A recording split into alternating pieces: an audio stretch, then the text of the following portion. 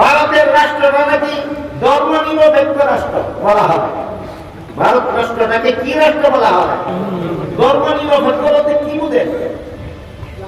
ধর্মনিরপেক্ষতার দুই অর্থ হইতে পারে। একটা অর্থ হল তুমি ইচ্ছা করলে ধর্ম পালন করো, না ইচ্ছা না হইলে না করো, আমার কোনো বাধা নেই। ধর্মনিরপেক্ষতার এক অর্থ। ইচ্ছা হইলে তুমি ধর্ম পালন করো, না হইলে না করো, আমার কোনো বাধা নেই।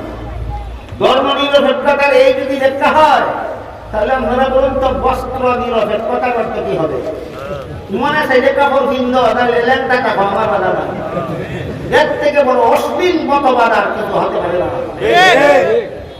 আর যদি বড় ধর্মনিরপেক্ষতার অর্থ প্রত্যেকের ওই যার যার ধর্ম পালনের স্বাধীনতা, এই যদি হয় ধর্মনিরপেক্ষতা, প্রত্যেকের ওই যার যার ধর্ম পালনের স্বাধীনতা।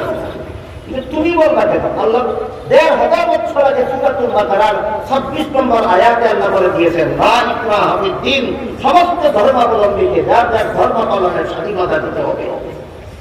বলুন তো, সমস্ত ধর্মাবলম্বীদেরকে যার যার ধর্ম পালনের স্বাধীনতা সাম্প্রদায়িক সম্প্রীতির নামে দিতে হবে না আল্লাহ কোরআনে দিয়েছে? এটা আবার সাম্প্রদায়িক সম্প্রীতি কোন কোরআনের নাম?